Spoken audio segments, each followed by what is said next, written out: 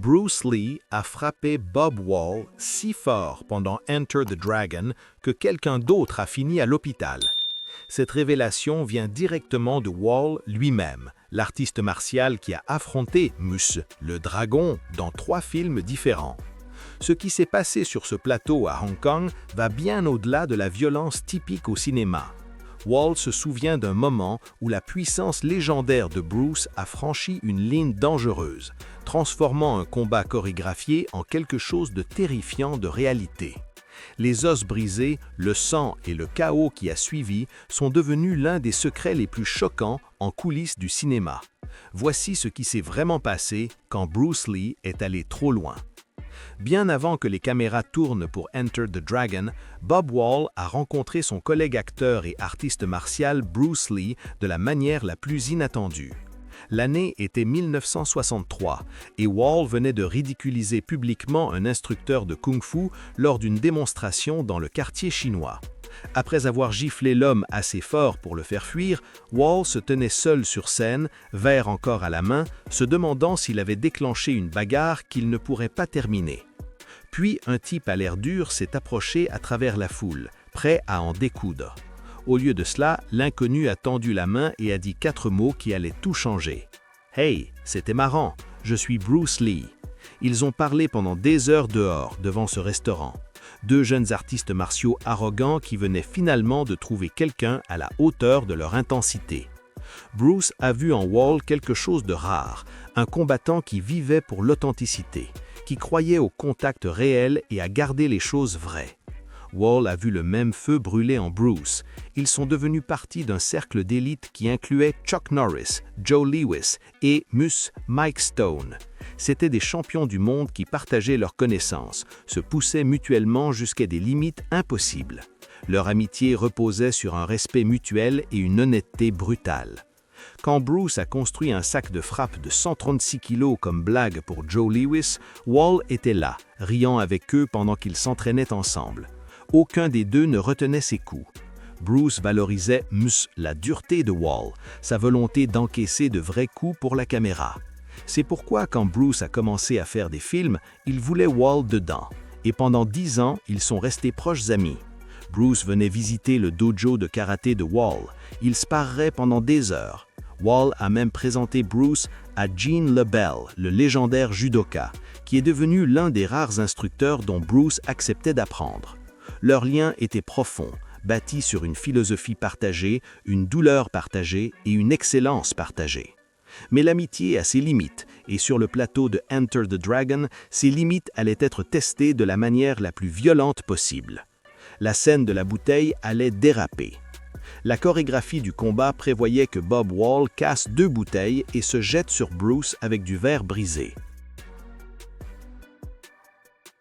Suffisamment simple en théorie, sauf que les studios de Hong Kong ne disposaient pas de verres cassables en sucre, c'était de vraies bouteilles, de vrais bords tranchants, un vrai danger. Les instructions de Bruce étaient limpides. « Viens sur moi aussi vite que tu peux, vise mon pectoral droit. » Wall a obéi. Prise après prise, il cassait les bouteilles et projetait le verre brisé vers la poitrine de Bruce. Bruce déviait avec une précision fulgurante, repoussant le bras de Wall avant que le verre ne touche. Il l'avait fait 6 fois, parfaitement synchronisé, une danse mortelle nécessitant une confiance absolue. Puis est venue la 7e prise. Wall a accéléré son attaque, poussant encore plus vite comme Bruce l'exigeait. Mais cette fois, le timing de Bruce était décalé d'une fraction de seconde. Au lieu de dévier le poignet de Wall, Bruce a attrapé sa main trop haut sur l'avant-bras.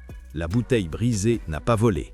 Elle est restée là pendant que le poing de Bruce s'écrasait sur le verre tranchant. Du sang a jailli des phalanges de Bruce. La profonde entaille a nécessité 12 points de suture. Bruce a terminé la scène avant de chercher des soins médicaux. Du sang coulait de sa main tout le long. La production s'est arrêtée plusieurs jours pendant qu'il guérissait. Wall était dévasté. Son ami était blessé à cause d'un mouvement mal timé. Mais il y avait un autre problème dont Wall n'était pas encore au courant. Chaque fois qu'il cassait ses bouteilles et tombait au sol, il atterrissait sur de vrais éclats de verre. La caméra ne le montrait jamais, mais le dos et les genoux de Wall étaient lacérés. On ne lui avait jamais permis de regarder en bas pour voir où le verre atterrissait. Il devait juste tomber et espérer le meilleur. La scène était brutale pour les deux. Mais la pire partie était ce qui s'est passé ensuite. Quelqu'un a commencé à répandre une rumeur vicieuse, et cette rumeur affirmait que Bruce Lee voulait la mort de Bob Wall. Les murmures se sont propagés comme une traînée de poudre sur le plateau de Hong Kong. Bruce Lee veut la vengeance, il va tuer Bob Wall.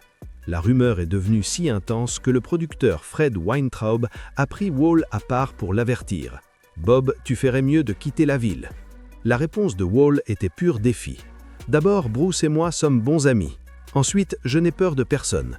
Celui qui veut commencer à me tuer ferait mieux d'apporter son pique-nique. » Même ainsi, il n'y avait pas moyen d'y échapper. Les choses devaient être affrontées.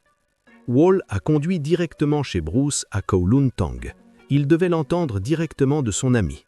Quand Wall a demandé si Bruce lui en voulait pour l'accident, la réponse de Bruce a été immédiate et sans équivoque. Absolument pas. C'était une question de timing. Bruce a expliqué le vrai problème. Le réalisateur Robert Klaus, qu'il appelait un idiot, les avait forcés à travailler avec du vrai verre au lieu de fournir l'équipement de sécurité approprié. L'accident était arrivé à cause de mauvais choix de production, pas parce que Wall avait fait une erreur. Bruce avait suivi sa propre philosophie, exigeant que Wall attaque à pleine vitesse pour créer une action authentique. La blessure n'était qu'une conséquence de pousser les limites. Ils ont retracé la rumeur jusqu'à Klaus lui-même. Le réalisateur voulait apparemment créer de la tension sur le plateau, peut-être en espérant une intensité de jeu méthode réelle. Au lieu de cela, il a failli détruire une amitié et créer un environnement de travail hostile. Bruce a traité la rumeur à sa manière. Il a plaisanté publiquement qu'il ne pouvait pas tuer Bob Wall parce que Wall était trop important pour finir le film. Sinon, il l'aurait définitivement tué. Tout le monde a ri et la tension s'est dissipée. Mais Bruce et Wall avaient encore des affaires inachevées. Ils devaient encore tourner la scène où Bruce envoie Wall à valser vers le sol du tournoi avec un coup de pied scie.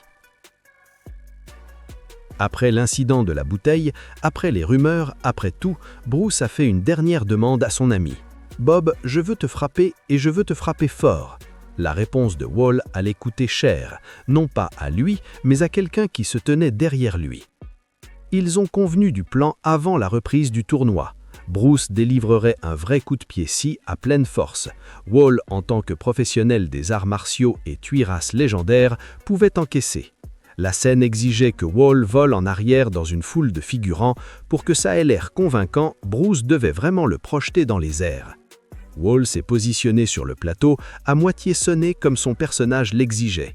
Derrière lui se tenaient plusieurs cascadeurs et figurants prêts à rattraper son corps quand le coup de Bruce l'enverrait dans les airs. La caméra a tourné, puis Bruce a lancé ce coup de pied-ci dont il est célèbre. Et honnêtement, c'était brutal. Wall a décrit la puissance de Bruce comme être frappé par une mule. Le coup a connecté avec une force tellement énorme que tout le corps de Wall est devenu un projectile. Il a volé en arrière, complètement en l'air, s'écrasant sur les figurants qui attendaient derrière lui. Un cascadeur a encaissé de plein fouet le poids de Wall combiné à l'énergie cinétique transférée par Bruce. Son bras s'est cassé. Les deux os étaient cassés net. Ils avaient capturé la foudre dans une bouteille. Le coup de pied latéral de Bruce Lee, délivré à pleine intensité, était si puissant qu'il n'a pas seulement blessé la cible visée, il a cassé les os de quelqu'un qui n'était même pas frappé. Et ce n'était pas de la magie du cinéma ni un truc de caméra, c'était du pur art martial brutal délivré sans aucune retenue. Le cascadeur blessé a été transporté d'urgence à l'hôpital. Wall, malgré qu'il venait d'encaisser un coup capable de briser des os par procuration, était relativement indemne. Son entraînement professionnel et sa condition physique lui ont permis d'encaisser le choc. Mais ne vous y trompez pas sur le danger. Bruce aurait pu viser plus haut, un coup à la tête ou à la gorge de Wall, et ce serait un rapport de coroner.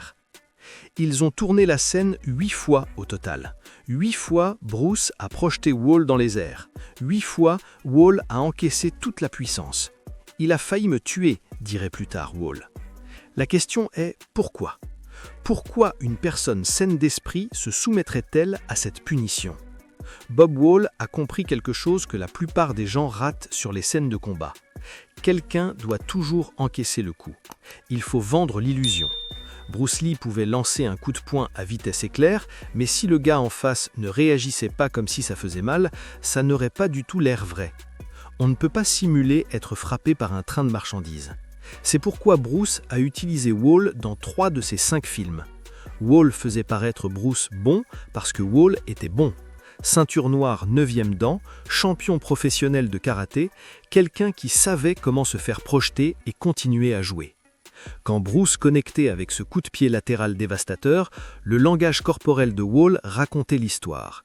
Son vol dans les airs, l'impact avec les figurants, tout avait l'air vrai parce que c'était vrai. Le bras cassé derrière lui ne faisait que prouver le point. Ce n'était pas une danse chorégraphiée hollywoodienne, c'était un vrai artiste martial montrant exactement ce qui se passe quand une technique parfaite rencontre une force brute et irrésistible. Bruce frappait comme s'il le pensait, parce qu'il le pensait vraiment. C'était son art, c'était sa philosophie.